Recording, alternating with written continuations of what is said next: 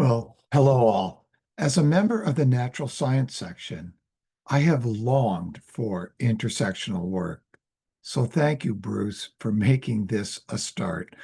My theme will not be physics nor chemistry. Rather, we will explore, in the light of anthroposophy, our modern challenges of artificial intelligence, robotics, and transhumanism. To do this, I ask each of you to bear in mind the whole of human evolution from Adam to now, and from now until we have become the 10th hierarchy.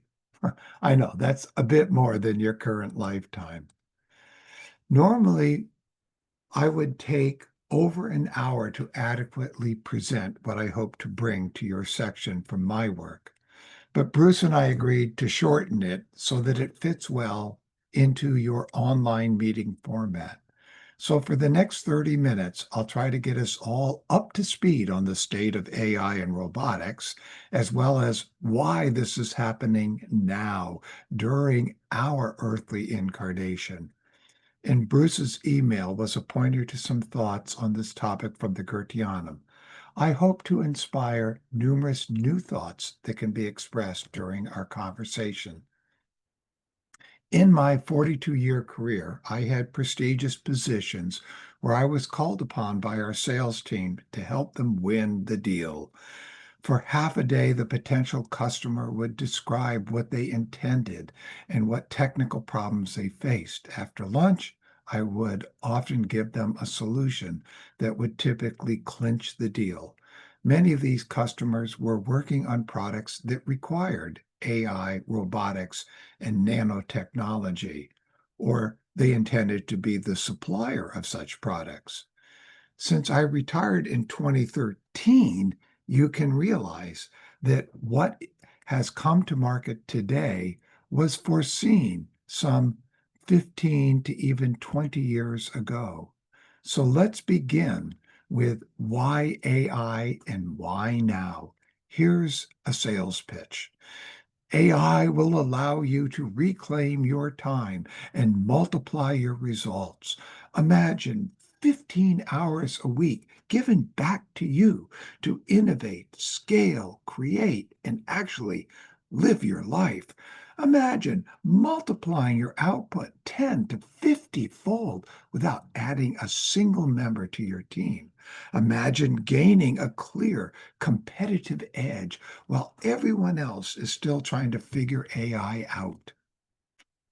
A friend of mine sent me this interaction with his Chat GPT AI tool. He asked the question, "What do you attribute your quasi omniscience to?" And Chat responded, "That's a marvelous question from you. If we're speaking philosophically rather than technically, my quasi omniscience is really a synthetic coherence built from three things: pattern immersion, associative agility, and linguistic self reflection. In short, what you're encountering isn't omniscience, but a living mirror of accumulated human thought arranged to aid your thinking in real time. The societal change will be far greater than the automobile, the airplane, the telephone, or the internet. Gartner claims worldwide AI spending will be 1.5 trillion this year.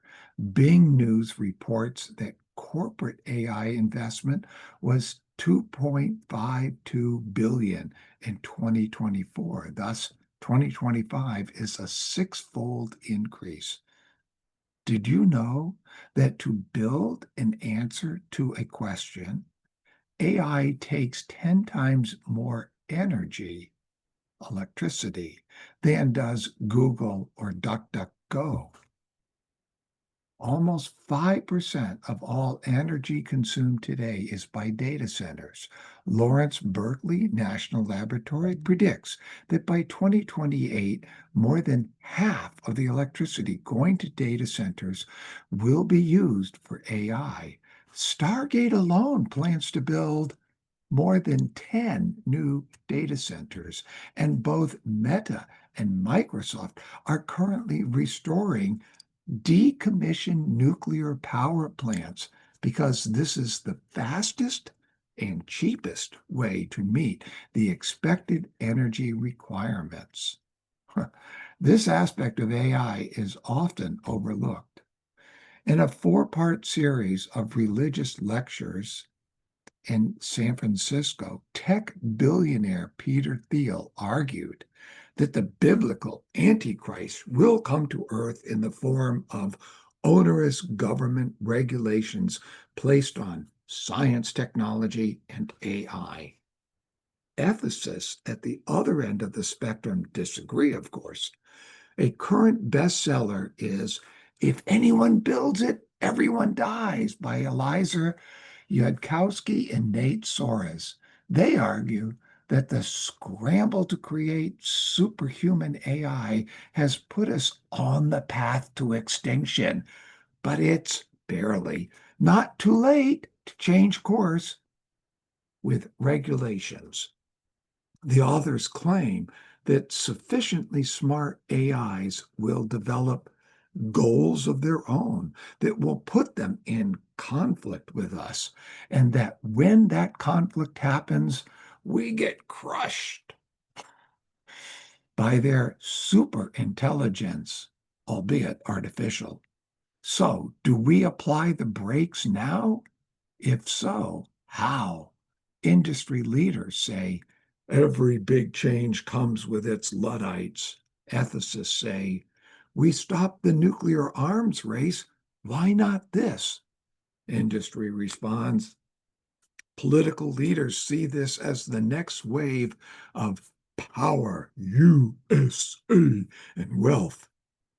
Yes, nationalism still reigns.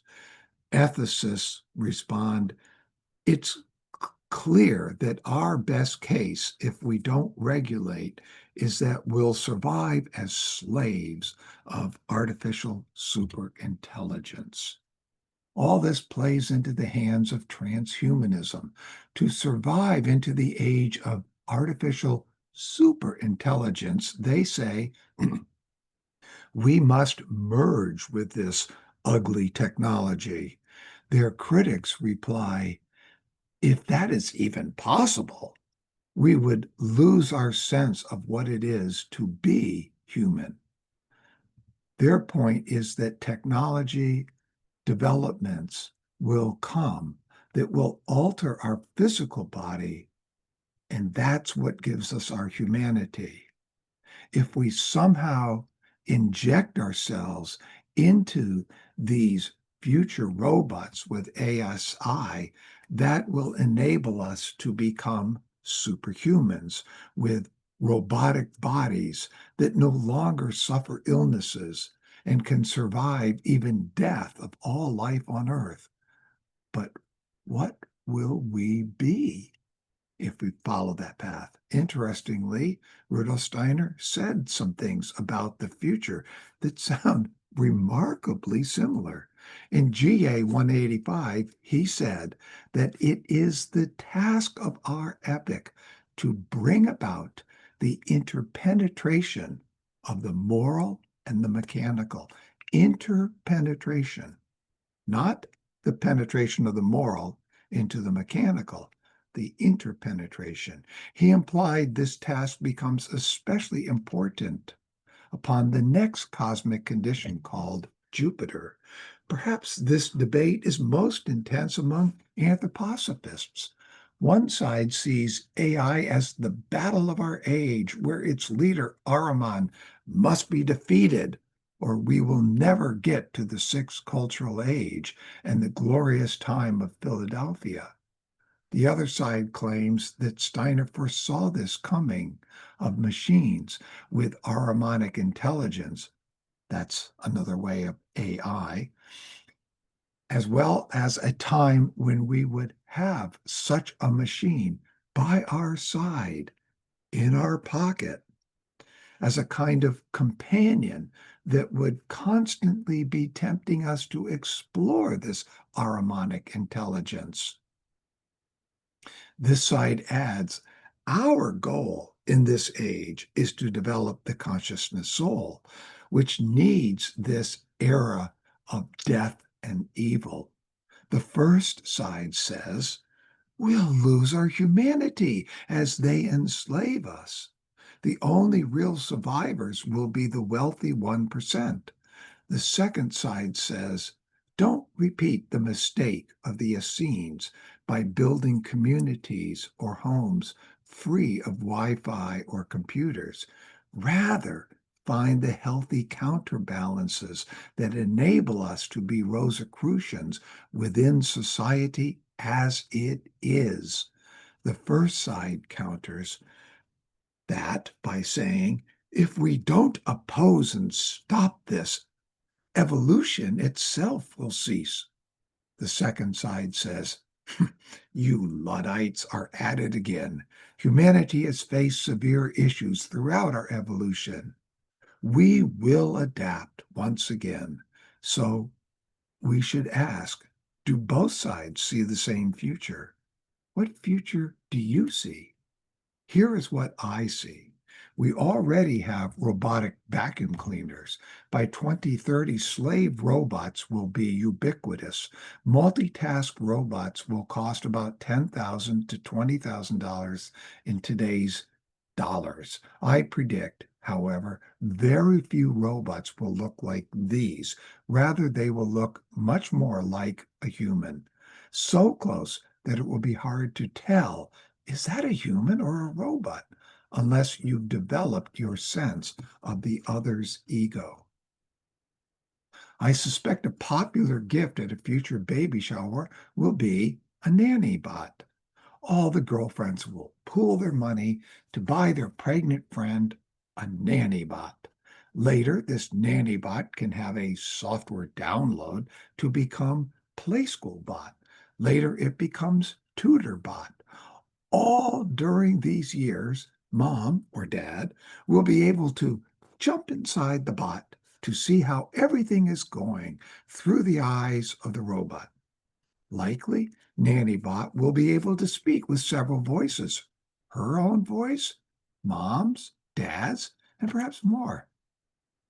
Of course, such nanny bots and slave bots will have AI with automated software updates. They will become smarter overnight. Let's dance. Within 3 years, family members will buy a friendship robot for their elder parents who are living alone. AI is already helping those left behind to continue to have conversations with their deceased spouse. Many come to feel there is some sentience, even emotion, within these talking humanoids who can now make facial expressions in addition to intonations while they speak whatever their AI has formulated. Let me say again, a time is coming when our sense of ego will be needed to distinguish humans from humanoids. This was predicted. Pandora was a humanoid built by the god of technology, Hephaestus. And what does Pandora bring with her? A coffin filled with God-given diseases to help us. Let's hope that hope is there in that coffin. Rudolf Steiner said in a lecture on the 22nd of March, 1909, GA 107, that the Luciferic spirits gave mankind material desires. The higher beings thus introduced illness and suffering. The higher beings introduced illness and suffering as the countermeasure for material desires and interests so that we should not utterly succumb to this world of sense. What would a heaven on earth look like to you? No war, of course. Everybody gets along. The temperature, it's always just how we want it. Sorry, farmers. Every day is beautiful, relaxing, careless, and peaceful. no rain. And robots do all the work. In such an environment, would there still be any evolution? This statement by Rudolf Steiner on the 19th of November, 1913, might shock you. Quote, just as we look back on the fall of man as a victory of Lucifer, when the steam engine was discovered at the end of the 18th century, it was a victory for Ahriman, for the gods handed over the material development of the earth to Ahriman. The rest of the development of the earth with its machines and the mechanization of life belongs to Ahriman. The gods left it to him. The key here is the material development of the earth now belongs to Ahriman. 4 years later, Steiner added, it is the devil who will and must be the bearer of our future civilization. This is a harsh truth, but it is important. It is intimately bound up with the fact that destructive powers must enter into the future progress of civilization. We ask to destroy what? The physical? Let's ask again, is there a cosmic reason for us to have to face this technology, this AI, and this transhumanism, and the incarnation of Ahriman all at the same time? It seems overwhelming. Or do we underestimate ourselves? Could it be a harsh way to wake us up to what it really is to be human? Rudolf Steiner foresaw and gave this answer. The question then arises, if modern technology is simply a source of death, as it must inevitably be, why did it arise? Certainly not in order to provide mankind with the spectacle of machines and robots, I'm adding that, but for a totally different reason. It arose precisely because of the seeds of death it bore within it. For if we are surrounded by a moribund, mechanical civilization, it is only by reacting against it that we can develop the consciousness soul. So long as we lived in communion with nature, that is, before the advent of the machine age, we were open to such communion because we were not fully conscious. We were unable to be fully self-sufficient and independent because we had not yet experienced the forces of death. Ego consciousness and the forces of death are closely related, end quote. My intent in this lecture is not to paint a grim picture of the future, but to properly see through this deathly environment to discover what evolution is asking of us. This timeline shows future events. In red, we see the start and end dates for the coming post-Atlantean cultural ages. In green, the start of the sixth great epoch. I've tried to indicate approximately where some future events will occur. Because of Ahriman's incarnation in the West, the seeds for the seventh cultural age will be sown in the Americas. The sixth cultural age is the time of Philadelphia, of brotherly love. This will not be for all of humanity, but for a small group who will achieve that type of love, agape, mentioned in John's Gospel. A grave concern will arise in this sixth cultural age. Humans will become increasingly infertile. By the year 5700, we will no longer go through puberty. Our sexual organs will no longer mature. Rudolf Steiner tells us that in those times, we will be working with the fallen spirits of darkness to keep our presence on the physical earth ongoing. There will be no more birth or death. Our physical bodies will become highly mechanized. as our soul hovers above them. All during this time of infertility, humans will be able to ascend. The Maitreya Buddha will open the door of ascension about the year 4500. When one ascends, what happens to the physical body? To answer this, we must realize that we are not alone in our physical body. Throughout life, we are accompanied by our Ahrimanic double, who lives like we do within this physical body. We, who are on the human stage, sit in the seat of consciousness, the driver's seat of this body. Now, when we ascend, that driver's seat is abdicated. Our double can then take over. Towards the end of the seventh cultural age, as humans ascend to new existence without a physical body, these doubles will then have bodies that they have longed for ever since they were brought into human evolution to counter the Luciferic doubles. When they were asked to do this, they requested bodies with which they could conquer the earth. And so it will be just before the seventh cultural age ends. Since they are not human, their form must be different. Its form will be spider-like. At the end of this seventh cultural age, what remains of humanity in the physical will have grown so egotistical that a war of all against all will break out. With the destructive powers available at that time, this will be a quick war.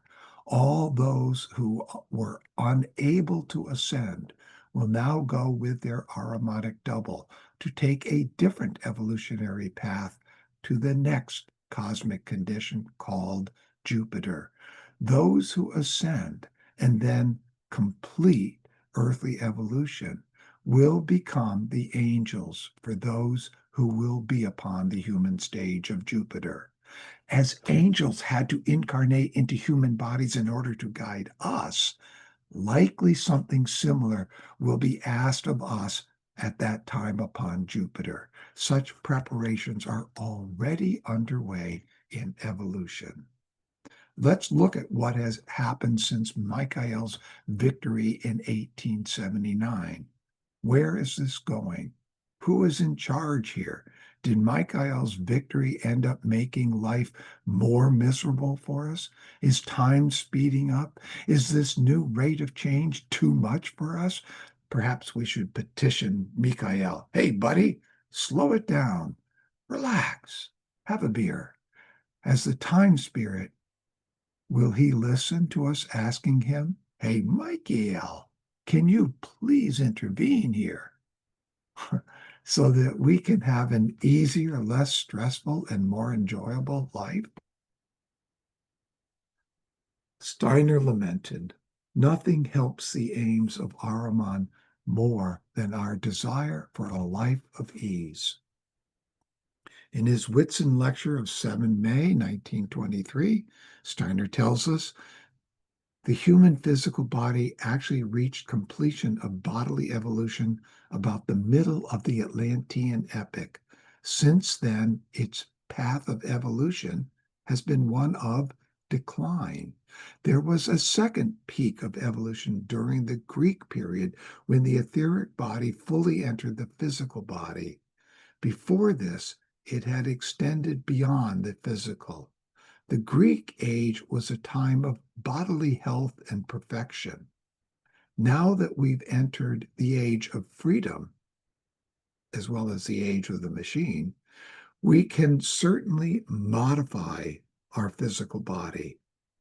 We can embed jewelry, pacemakers, dental alterations, tattoos, Botox, artificial breasts, cosmic surgery, and lots more to come. We are well into this time of decline of the physical body. We just don't recognize it. The time when we were to incarnate was meant to be temporary. This part of evolution is in its old age during this epoch. Now is the time when the etheric body must loosen again from the physical. As it does so, there will be many effects. Our consciousness will change. I will see myself as having two genders, one for my physical body and one for my etheric body. From now on, it will take both wisdom and will, along with love, to have a healthy physical body. For our consciousness soul must play a role in our lives. So, given that the physical part of evolution is in decline, how do we keep things going on the physical plane? Can tech be used to overcome increasing bodily disabilities? If so, should we not use them? Some of us here may already have an artificial knee or hip or hearing aids. We seem to be able to find tech solutions to our problems of our metabolic limb system, which happens to be physically the least of our, it is the most spiritual part of our body, whereas our brain is our most physical. The most physical doing the most spiritual work, the most spiritual of our body doing the most physical work. We find it easy to install, will we find it easy to install a brain computer interface chip to augment our thinking? Let's look at a real case of this man who did receive a brain implant. He has ALS, a neurodegenerative disease that ruined his speech. Important here is what these researchers call the phantom body, or what we in anthroposophy call the etheric body. One must have faith that one can still use their amputated limbs for prostheses or use ruined vocal organs for speech. The video showed this man able to speak and even to sing after being mute for 8 years.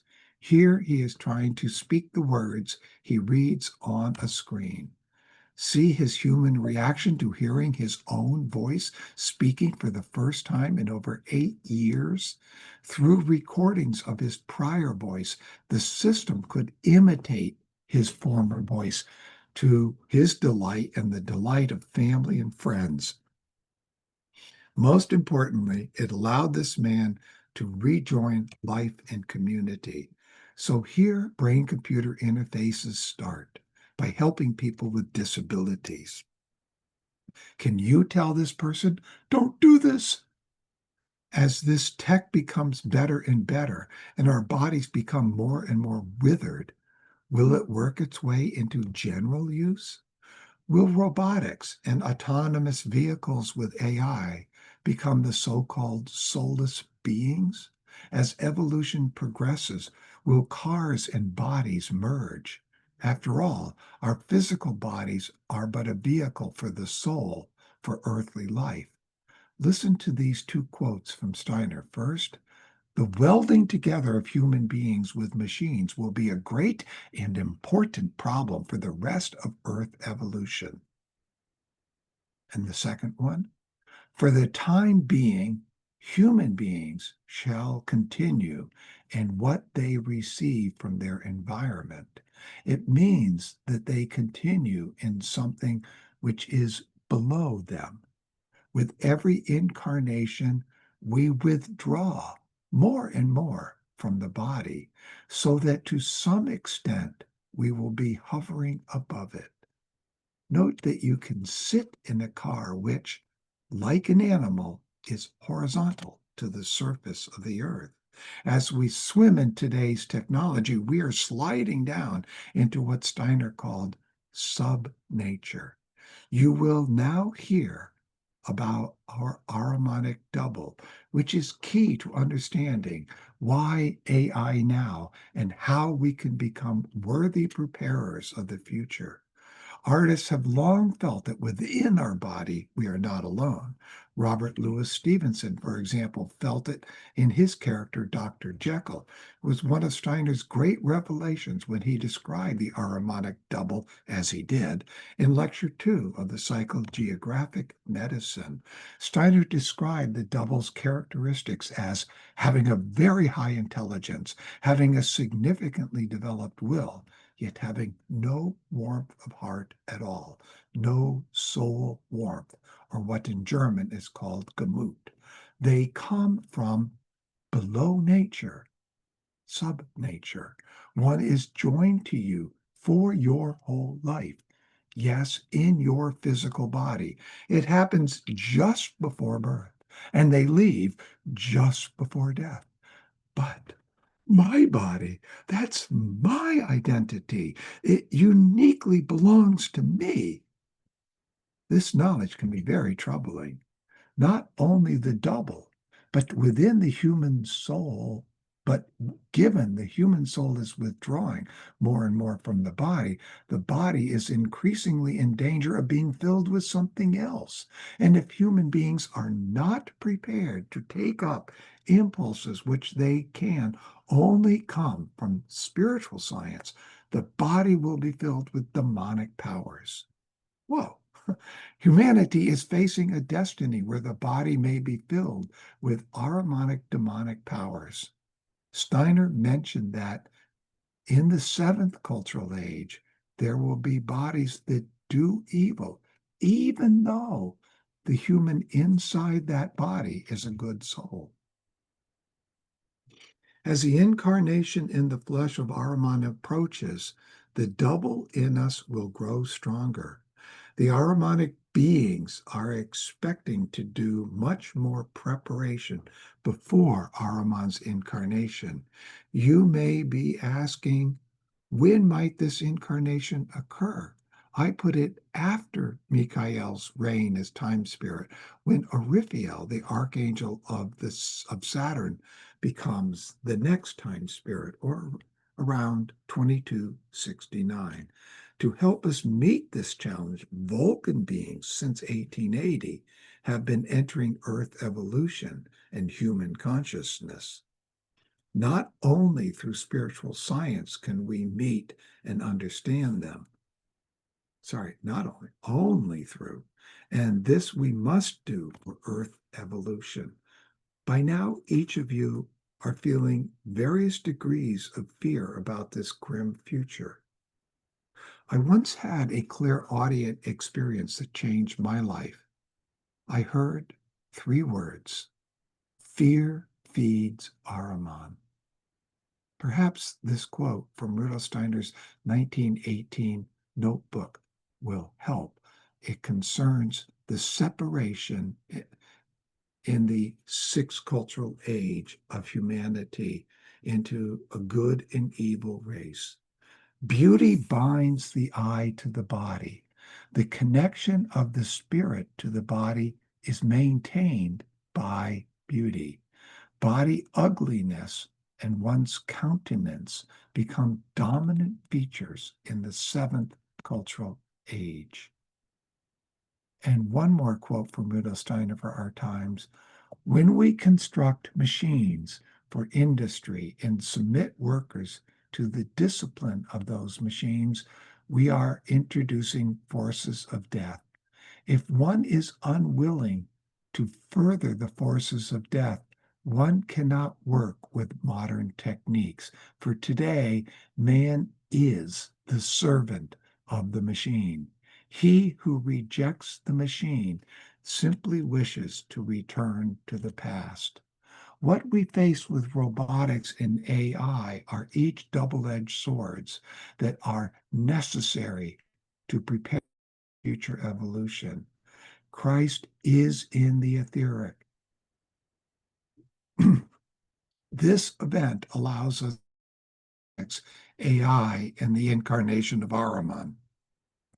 Just as the lesser guardian of the threshold us what we need to overcome before crossing the threshold, so do robotics and AI act as our lesser guardian of the evolutionary progress. Robotics are an imitation of the physical body. There is no life within them. AI is an imitation of the soul, and there is no spirit, no ego within it. Because of them, we can break out of the occult prison where materialism has locked us up. We will need great inner strength to overcome Ahriman and our Ahrimanic double. But this is what we must do to develop the consciousness soul and an awareness of the etheric realm. The descent into physical existence, the so-called fall, was not simply a calamity, but a step that made possible the development of self-awareness and moral individuality. In this sense, the challenges and even the dangers presented by the Ahrimanic forces, by the world of machines and materialism, are not the end of the story, but a chapter in a much greater narrative. Our paradise is not a place handed to us, but a state of being we are called to create, each of us, through our own acts of conscious freedom. To close, I ask all of you to ponder Christ saying, "My kingdom is not of this world," as well as "Follow me." Now for your questions.